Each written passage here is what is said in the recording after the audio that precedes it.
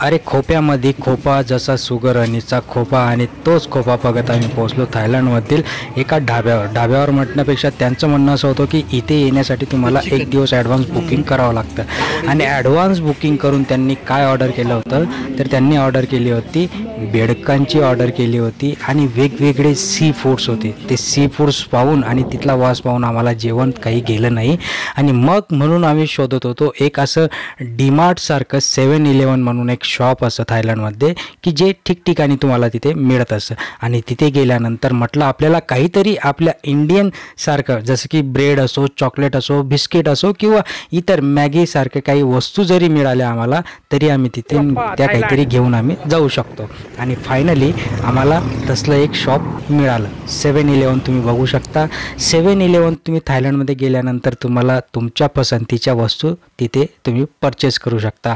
मग काय शोधत असताना आम्ही गेलो आणि आम्हाला हळूहळू एक एक गोष्ट मिळत होती आणि बघूया की काय घ्यायचं काय। आधी तर सगळा एक राऊंड मारला आणि म्हटलं आता काहीतरी मिळेल आणि मग इथं काही कळत पण नाही आहे काय घ्यायचं काय नाही। काय लेस दिसते लेस आहे वॉटर बॉटल आहे ओके घ्यायचं काय की आपण काही खात नाही घरी रेग्युलर ओके एवढं घेते आम्ही। मॅगी घेतली आता मॅगी एवढी शॉपिंग केल्यानंतर म्हटलं अजून काहीतरी आपल्याला बिस्किट वगैरे काहीतरी मिळेल का।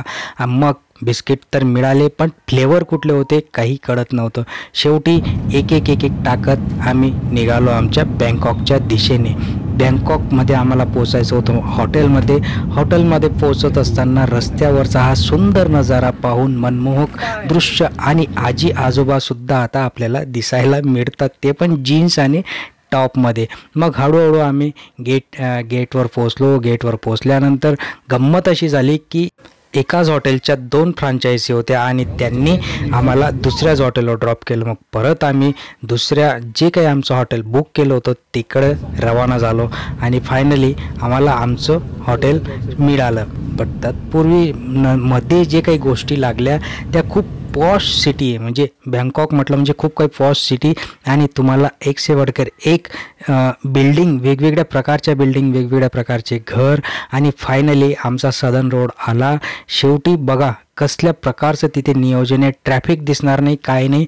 विशेष म्हणजे आम्हाला 8 दिवसामध्ये एकही हॉर्न ऐकायला मिळाला नाही किंवा एका भावाने इकडून गाडी टाकली तर दुसऱ्याने त्याच्या मागे टाकत ट्रॅफिक जाम केलं असला कुठलाही प्रकार आम्हाला मिळाला नाही।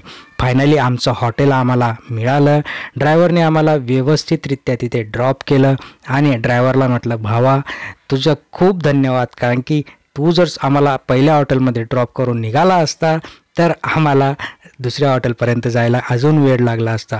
सुशिली लीडी यांगजी मनोज सगळे काही निघाले। मध्यंतरी देऊळ मस्त हॉटेलजवळ होतं छोट्या प्रकारच्या मूर्ती तिथे ठेवलेल्या असतात आणि गणपती बाप्पाची सुद्धा मूर्ती तिथे बघायला मिळाली। हळूहळू आम्ही पोहोचलो हॉटेलमध्ये पोहोचल्यानंतर कागदोपत्री जे काम होतं ते केलं आणि नंतर म्हटलं आम्हाला तुम्ही चावी द्या। चावी दिल्यानंतरच आम्ही बँकॉकमधल्या हॉलिडे इन आता सगळेजण आम्ही इथे चेक इन करणार आहे। उद्या आम्ही झाला फिरायला पण तुम्हाला दाखवणार सगळे कसं काय असणार आहे हॉटेल कसं काय सगळे आपल्याला बघायला सगळे चेक इन करतायत। त्यांना म्हटलं लवकरात लवकर चावी द्या। चावी दिल्यानंतरच आम्ही आमच्या रूममध्ये पोहोचू कारण की आम्ही खूप दमलो होतो खायला काही नव्हतं आणि जे काही घेतलं होतं आम्हाला ते खायचं होतं। मग काय आपला रूम आला बघा कसला पॉश हॉटेल मिळाली होती।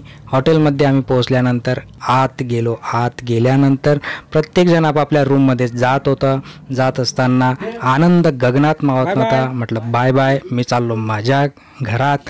गेट एंट्री केल्यानंतर असला काही सुंदर नजारा आपल्याला हॉटेलमधला मिळाला की हॉटेलमधलं जे काही जी काही साफसफाई होती व्यवस्थितरित्या 5 स्टार हॉटेल होतं। तिथे गेल्यानंतर आपल्याला सगळ्या गोष्टी व्यवस्थितरित्या आणि क्लीन आणि नीट अशा सगळ्या गोष्टी मिळाल्या। बघा कसले बेड आहेत सगळ्या गोष्टी आपल्याला व्यवस्थितरित्या मिळाल्या आणि हे झालं आपलं हाँगकाँगमधली एंट्री। तिथे पण आपलं काम चालूच ठेवलं आपण कुठेही शांत बसलो नाही। आपल्या पद्धतीने जेवढं झालं तेवढं आपण तिथे काम केलं। पुढची गोष्ट नेक्स्ट ब्लॉगमध्ये। तोपर्यंत टाटा बाय बाय जय हिंद।